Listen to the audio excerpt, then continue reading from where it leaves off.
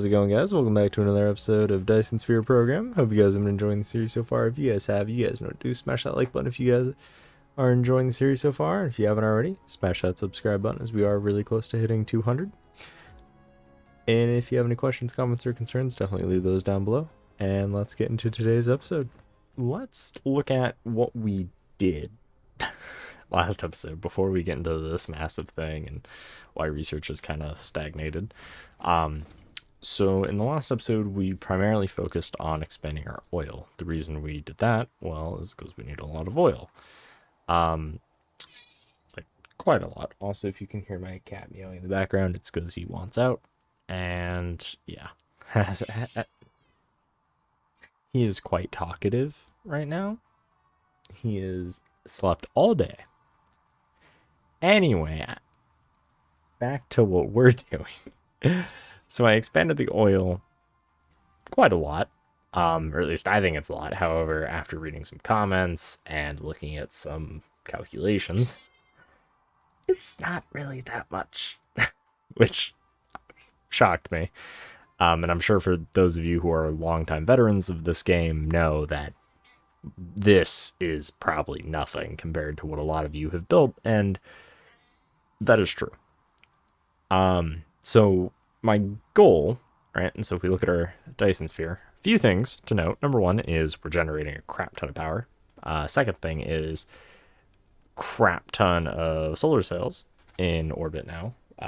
I fully built, I don't know, probably at least 100, 200 EM rail ejectors on Beta Arundi 1, which is, as you guys remember, is that close planet that orbits our star, which also happens to look a lot like Mustafar from Star Wars.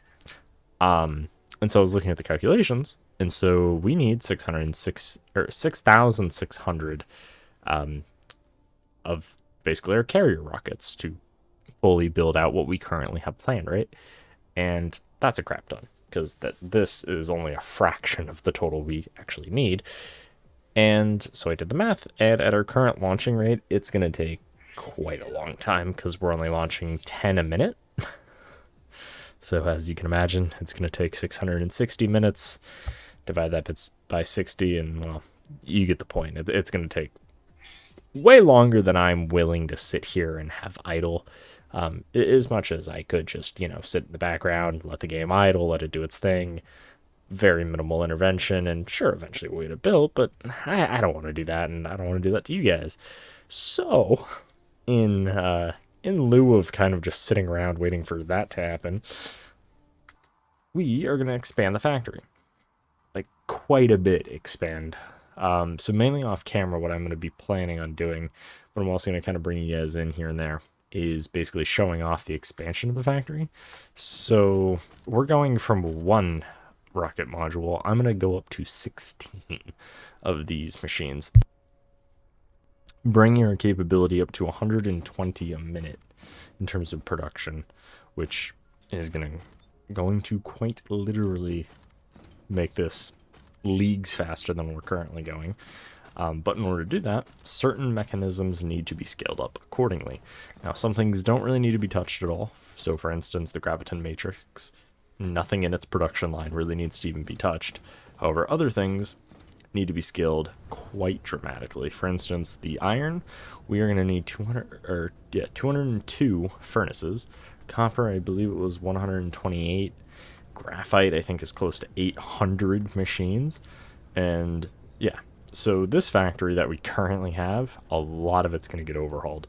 So in today's episode, the goal is going to be to set up the foundations for that, right? And so in order to do that, we need to basically set up a lot of furnace columns and other things on Beta Arundi 2.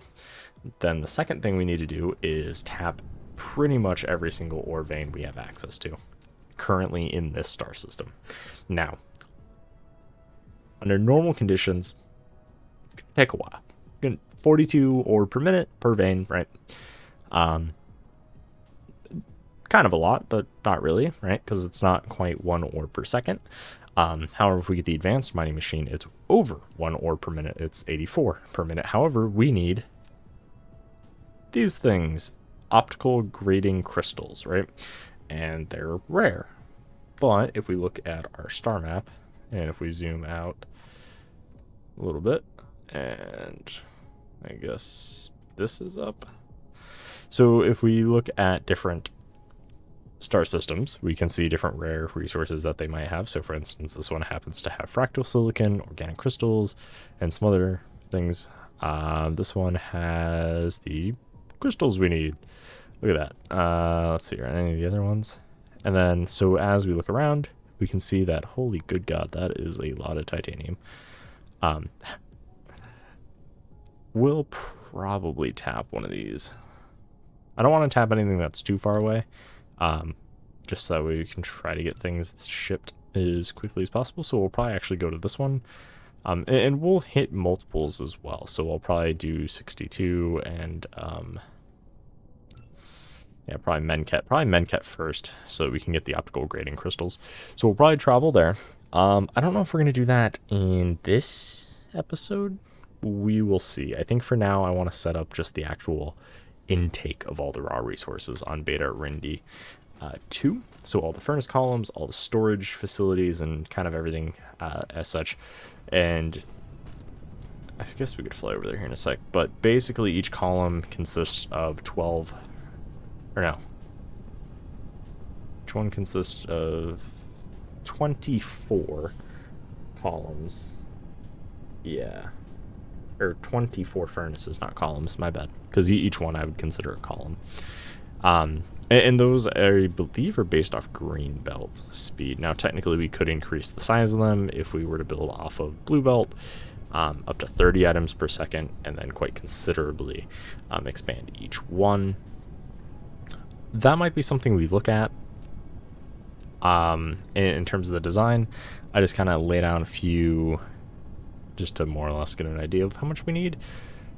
And so probably what I'm going to go ahead and do is get all the materials made up for that. So I'm going to get all the sorters made, all the belts made, all the furnaces made, and all the storage container Mark IIs. We're not going to have, actually, you know, we probably will. I'm probably going to have this much stored up, just like when we are delivering it to a facility. I want the interstellar logistics system to be able to be empty, or as empty as possible, right? So that way we can have, because if we're going between star clusters, we're going to want to make sure that we have mined everything here first. And so I want to make sure that everything here is mined. And then we are going to have to produce the warp cores somewhere, or this, well, the space warper somewhere. So that way we can make sure that our, I mean, luckily it's not too expensive. We can take either the graviton matrix, or we can take the graviton lens. I'll probably actually just take the lens. Let's see. Yeah, because until we can scale up the quantum chips, it's just going to be cheaper for me right now. I know it does make more sense just to use the quantum chip, right? Because then it's one graviton matrix and a quantum chip makes 2, which effectively comes out to 16 compared to just 1. So it is more cost effective that way, but until we can scale up the quantum chips, we'll just use the graviton lenses. But honestly, we might not even go that route, because once I actually get around to setting the space warpers up, we're probably gonna maybe have enough quantum chips lying around. We'll see. But we are gonna need that, so that way we can set up that, and then we'll have to input them into here, right? So we're gonna have to put them in here, and then set everything up for that. So I'm gonna go ahead and get some things made up, and then I will see you guys on Beta Arundi 2. Yeah, Beta Arundi 2, with some kind of rough outlines for what we're gonna be doing. And yeah, so I'll meet you guys there. See you guys here in a sec. And we're back. So I went ahead and, well, quite literally doubled our copper and tripled our iron production. We are going to have to look at the ore side of things on Beta Arundi 1, or as I like to call it, Mustafar, and make sure that we have enough ore to support this. Now, so far, it looks like we do. Everything's able to be maintained. Copper, actually, after I said that, looks like copper is out. So we're going to have to make sure copper gets tapped a little bit more, and iron's fine for now. We don't have any sort of demand for this much yet, but we will. I'm also going to have to go ahead and expand uh, the high purity silicon. Well, actually, I'm going to get this section changed over to this model over on our left, just that way we can make sure we kind of have a little bit of uniformity. I also need to just make sure that we have enough production. And then I also want to set up proper kind of inputs and things. And I know this, what does this planet even have? It has, ooh, quite a lot of silicon, which will be good. But I want to get all these ores mined, especially the ones kind of on this side of the planet. I know we have a good chunk of open area, which is good for setting up furnaces and everything else. But I am going to want to make sure that we can clear that side. And then I want to get this side cleared as well, because basically the equator is where I want to put most everything, so we can optimize the use of the planet as much as possible. And I am going to have to set up better power, because these windmills are not going to be able to power everything. So we have three options in front of us. Number one being nuclear reactors. Number two being sending accumulators and discharging them, and then resetting them back. Or number three, utilizing our now Dyson Sphere and using ray receivers and stuff like that. And so we're probably just gonna go with the Dyson or Sphere power, right? Might as well. Where it's making power, might as well use it. Even an incomplete Dyson Sphere is still generating quite a enormous amount of power, and we're quite literally only using a fraction, tiny little fraction of it. The shell is just it's insane how much even this little amount is generating. So we are going to make sure that we can utilize pretty much every little thing we can.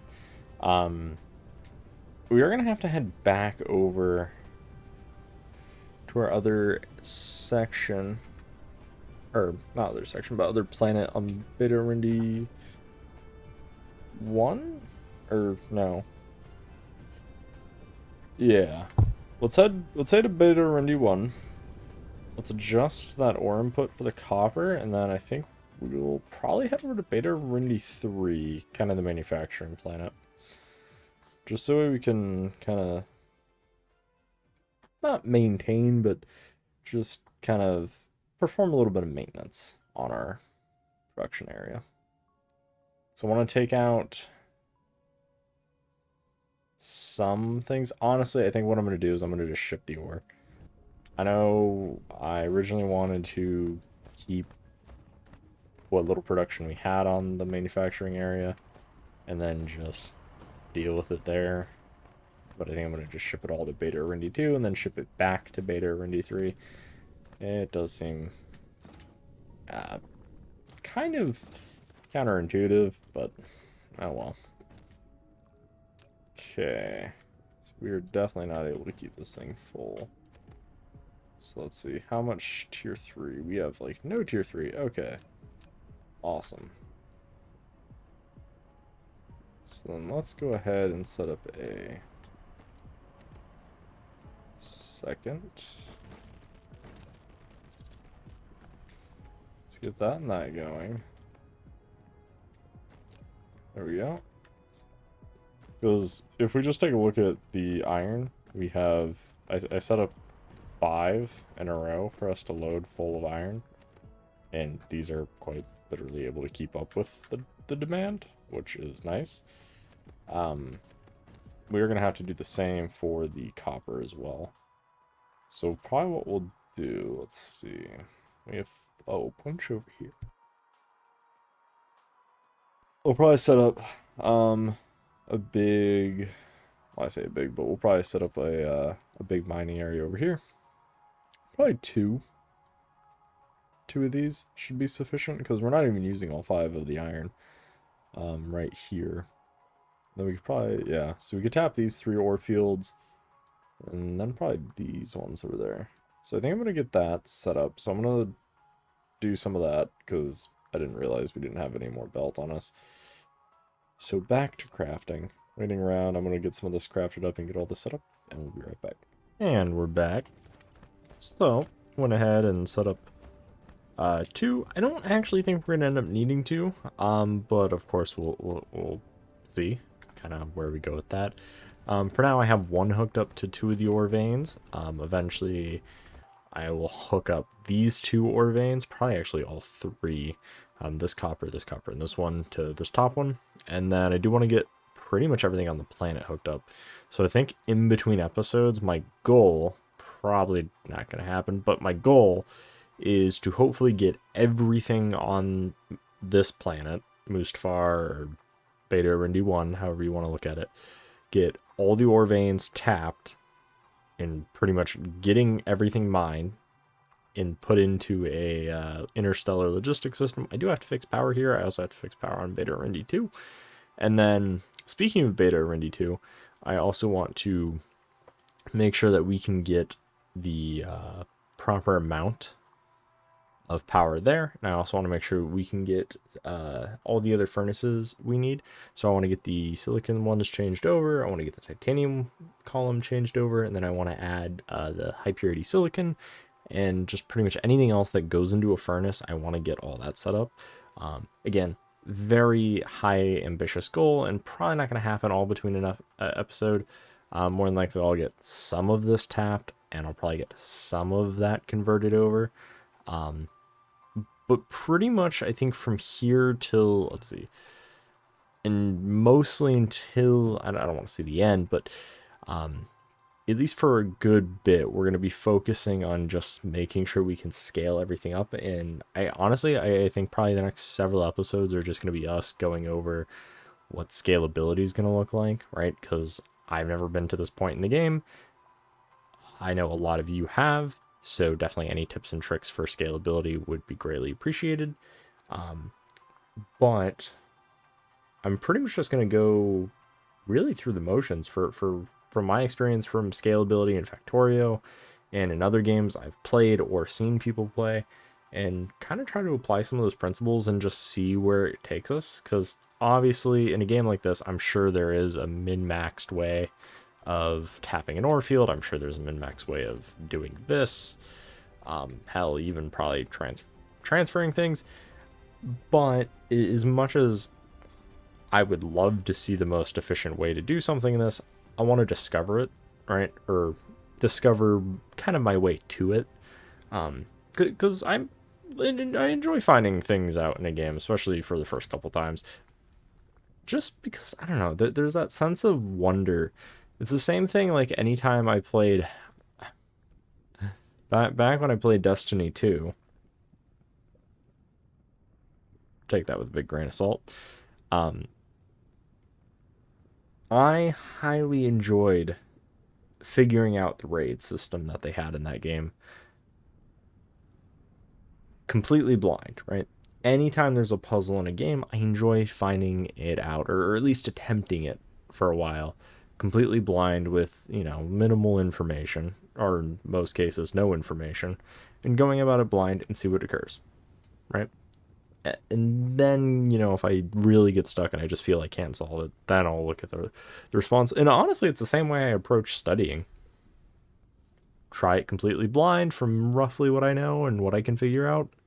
See the limit of my abilities and find out what I don't know, right? But to kind of, loop back to this, I probably, what I think I'll do is I'll try to focus on the bigger builds that we do. So primarily things like the furnace set area, right? So I didn't do just copper and iron, but just kind of our general templates for things. And then as we go into more things and more complex things, because we've already seen all of the builds, right? So we've already seen all the pretty much production of everything up until this point, right? But I want to look at potential scalability of each of those things. I want to look at, especially as we get closer to completing the Dyson Sphere, and both as we complete the Dyson Sphere, but also complete the research. And this is just beautiful. Like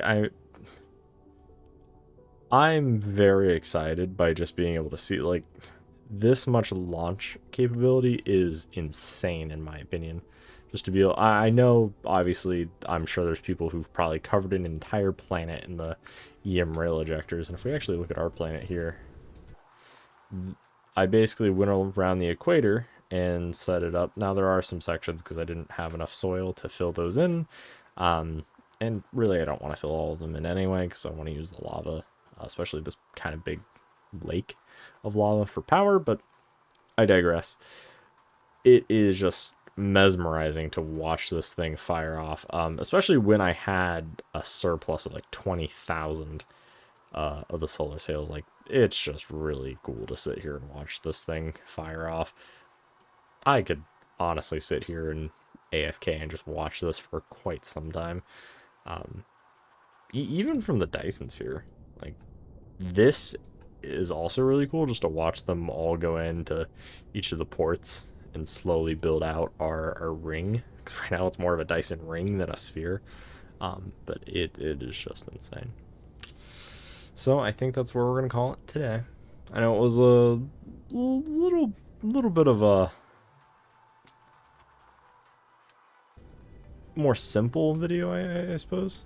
Of us just kind of going back to the basics and looking at, you know, mass mining instead of, oh, here's 2 miners, we're good.